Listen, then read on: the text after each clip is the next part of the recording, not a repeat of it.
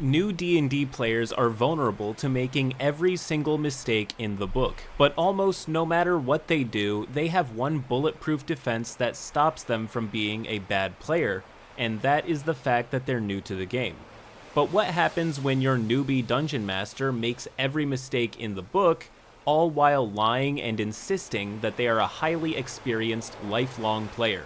I don't get it either, but first, sponsor time. Breaking news! An extraterrestrial AI calling itself The System has invaded Earth and thrust the world as we know it into an age of aliens, magic, and violence. A local biologist named Jack Rust hoped to get some magic for himself. He was not so lucky. Instead, The System spawned a forest dungeon around him. Stranded with nothing but his fists, Jack will struggle to survive the hordes of monsters. He hopes to one day return to civilization and find out what is going on. A source says that Jack, to his own surprise, discovers the joy of violence.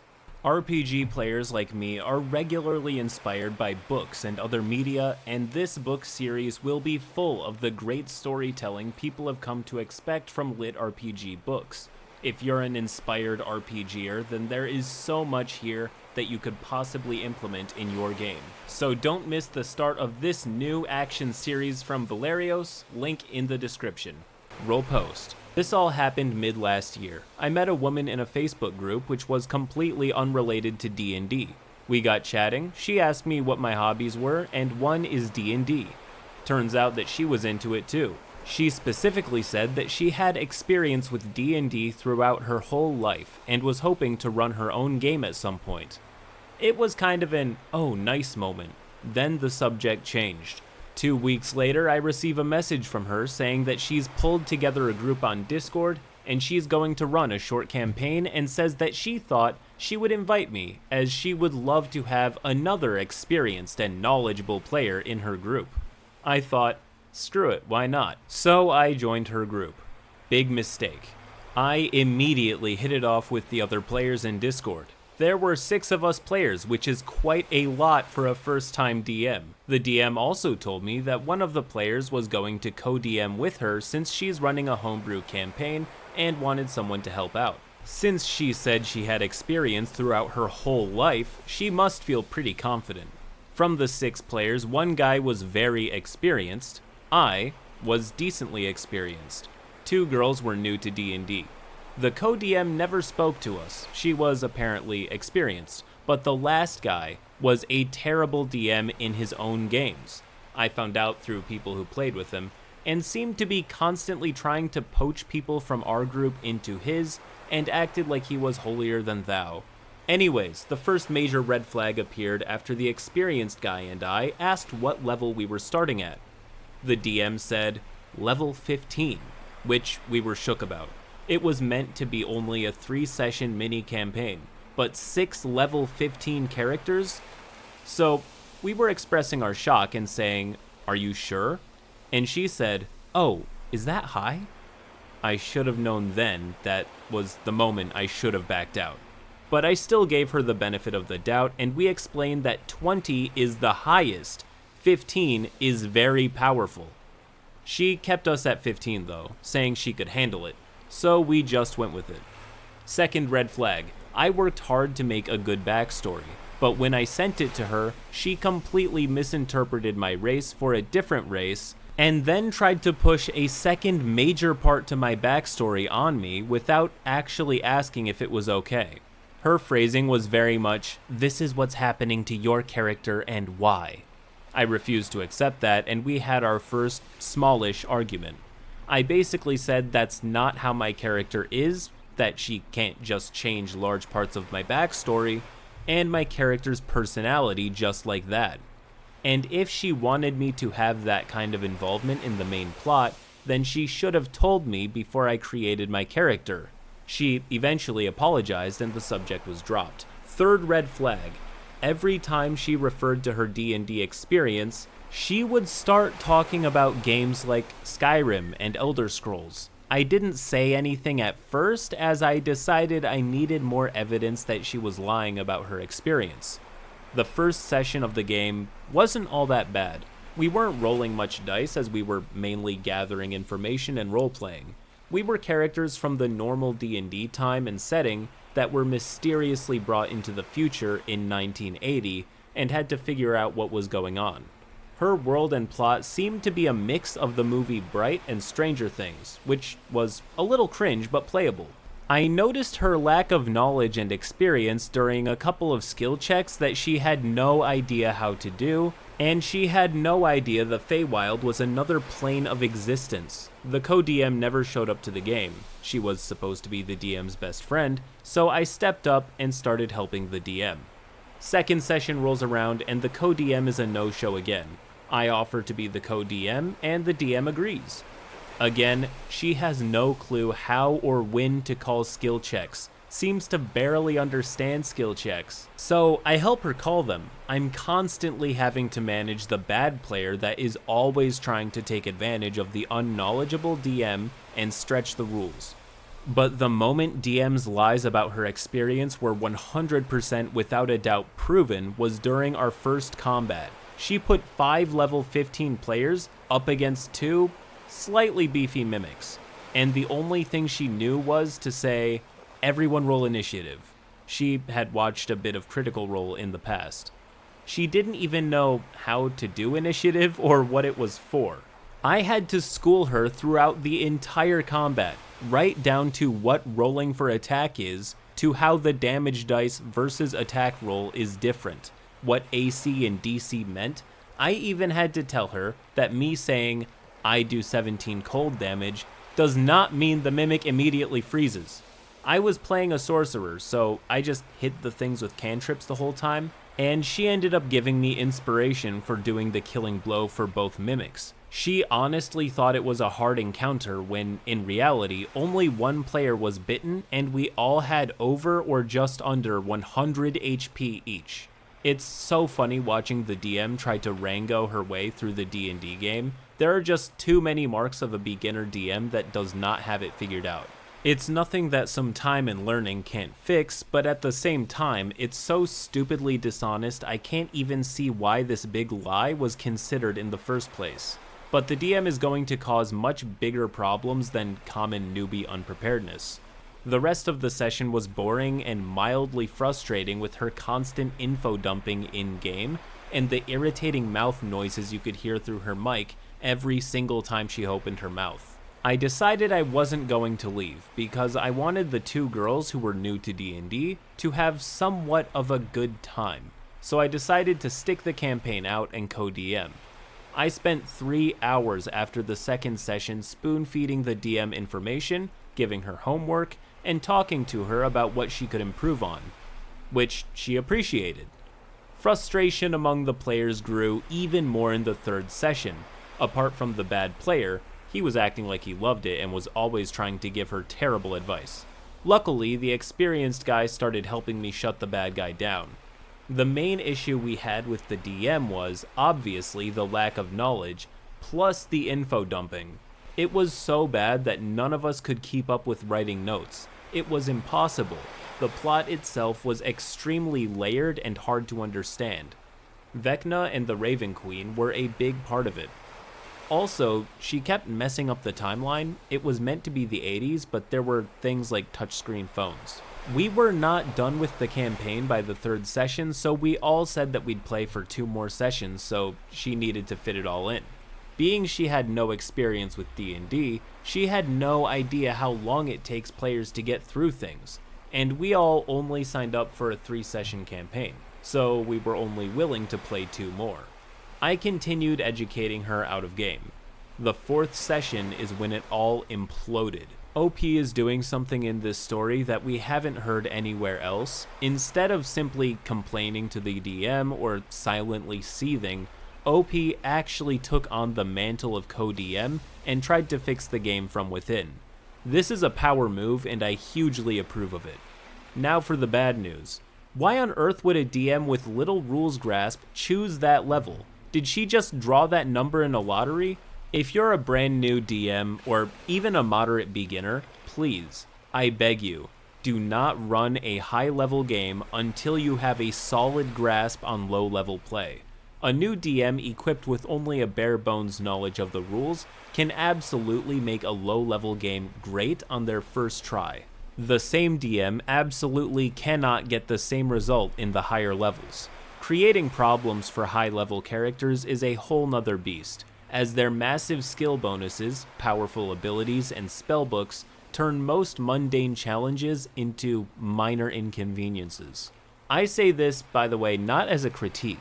I agree that if you're playing a powerful character, it should be reflected by what you can do, but I will add that it takes a powerful DM to make it work in a compelling way. The party extended their campaign to 5 sessions, but their game ended at 4. Here's why. We had a very clear mission: retrieve a pendant from a princess, then take it to a stone tablet to save a town in the Feywild from corruption.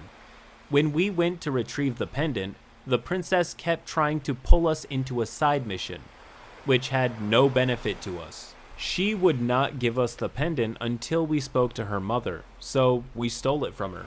One player, one of the new to D&D players might I add, made an extremely high sleight of hand check to steal the pendant after she casted a charm spell on the princess. She roleplayed the scene out well. When she rolled the dice, I had the DM roll a contesting check to see if the princess noticed. She did not. The DM decided after a minute or two that the princess realized the pendant was gone, so my character said, "I saw one of the ghosts take it." There were ghosts around.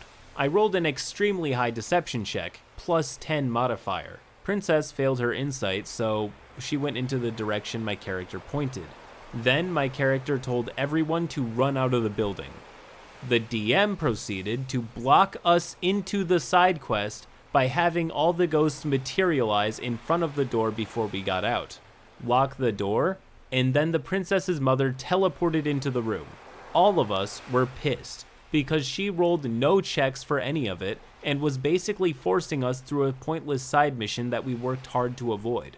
Oh, the princess's mother was the Wave Mother, aka freaking Umberly. You know, the chaotic evil sea goddess that sinks ships and brutally murders people for funsies. She played Umberly completely opposite to what she's actually like. She wanted us to play some weird game and also to spy on a formal dance in order to be given the pendant. We were so pissed off that we just started pulling cards from the deck of many things that she had given us in an earlier session.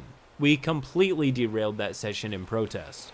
She is still going along with it, not realizing that we are mad. So we call the session before we battle an archdevil, one of the deck cards that we drew, which she decided to flavor as Evil Vecna because there were many different versions of Vecna. My brain hurts thinking about it all. This is simultaneously the saddest and cringiest sign of a DM having defeated themselves. The Dungeon Master is not experienced enough to nudge the players in the right direction, so she resorts to hammering puzzle pieces together out of frustration. Combine poor rules knowledge with simple bad DMing, and you're left with what OP said would happen. The game is now dying. Luckily, the DM is going to take all of this in a totally normal and not completely asinine, self-destructive way, right? After the session, me, experienced guy, and one of the 3 inexperienced girls spent 3 hours with the DM making constructive complaints about the game. We went through all of our frustrations about the game and why we were frustrated, and after 3 hours of going back and forth and being very straight up with her to get it all through her head, she thanked us for our honesty and promised that she would work on everything and fix it. We agreed to give the campaign one more chance. At this point, all of us players, minus the bad player, had made a separate group chat so we could discuss and vent our frustrations. 6 hours later, DM messages the D&D group and did a complete and utter 180 flip and tossed everything we discussed out the window.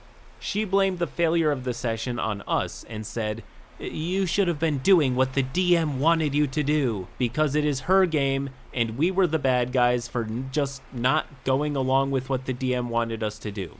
She then targeted the experienced guy and tried to say that it was all his fault, because his character told everyone to run out of the building. Even though it was my character that did that, me and the experienced guy tried to deal with it in a calm manner until she started targeting him, which is when we both lost it at her. We both left the group and were being sent screenshots by the two girls of what was being said. Bad guy player was sucking up to the DM, and the DM started slandering my name, accusing me of lying and accusing me of standing up for the experienced guy just because he and I had become good friends. We were added back in by the girls, and after the original fallout, 3 days of fighting and arguing happened. No matter what we said, none of it would sink in. We kept telling her that we never want to play for her again and she's completely lost us as friends. But nothing can prepare you for what she would say 2 minutes later. Next session, we can fix this. We can redo last session. She was genuinely delusional. 1 minute she would take blame, then the next minute would flip and blame it all on us and target someone. It was genuinely insane. I even rang her privately and confronted her about everything over the phone. I confronted her about her lying about her experience, which she just cowered away from. But she had zero balls to try and lie, slander, and twist things over the phone. So she actually eventually agreed and went with the facts and apologized over the phone. Then, a couple hours later, went straight back to her delusion in the Discord group. The most painful, self-inflicted wound of all of this is that the DM could have saved 99% of her good graces with the group if she was simply honest about her experience. If she just said, "Hey, I'm new as a DM, you guys want to throw dice?" she would be so much harder to blame for any shortcomings because everybody knows these are classic DM noob mistakes. Not only that, but this group genuinely wanted their dungeon master to succeed, going so far as to co-DM and critique to share the load. But some people lack enough humility to even admit that they're wrong or need help. Let's see where that road ends. She eventually became extremely nasty to us, which was mirrored straight back to her to the point that she left the group. Experienced guy and I blocked her. I blocked her on Facebook too. She continued to try and harass the two other girls privately on Discord, which they eventually blocked her. So she stalked one of them on the PlayStation Network and messaged her there even after repeatedly being told to leave her alone. And when she was told that again on PSN, the Dungeon Master said, "You're making a huge mistake," stating that she's a rare, real friend and is special because she's an INFJ, and all sorts of crazy stuff. We thought it was all over once that player blocked her there, but no. A few weeks later, the DM went to the admin team in the Facebook group I met her in and got them to send me a bleeding heart message to me on her behalf. It said that she wanted to reconcile and end things on better terms, etc. I refused and told the admin why, which he, without permission, relayed to her, in which she immediately went back to blaming me for her failed campaign. I told the admin off for acting unprofessionally and not respecting that I had likely blocked her for a reason, for passing messages on and perpetuating a drama that wasn't even linked to his group. He shut down the conversation with her, and that was that. Because of how terrible of a DM she was, she gave me the confidence to become a dungeon master myself, because I thought, well, I can't do worse than her. I had over 2 years of playing experience, but had never felt like I had enough to be a DM. I borrowed resources from a friend and did lots of reading and note-taking from the Dungeon Master's Guide and Player's Handbook. I ran a Candlekeep mystery first to see if being a DM suited me. My players absolutely loved it, so I started a full campaign where I'm mashing Lost Mine of Phandelver and the Tyranny of Dragons together. Over time, I have developed a solid group. Unfortunately, 2 of the originals that were in the horror story with me were booted from my group.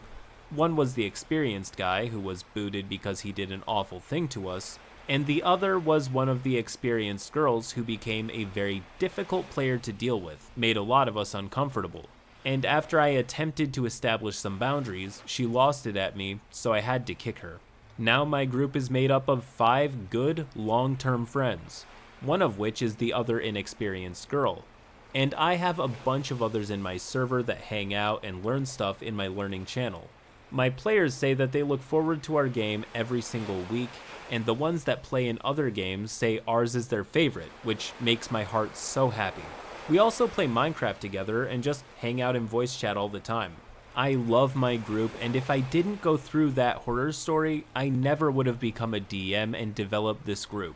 So thank you, crazy lady, for being so terrible that you gave me the confidence to become a DM. The takeaway here is a warning for all dungeon masters. Be humble, honest, and know your limits. This story could have been totally prevented if the DM did just one of those things. It's not often that you see a horror story and a glory story rolled into one, but a light shines brightest in the darkness, and, let's face it, a terrible campaign is a perfect springboard to try something new. Anyways, till next time.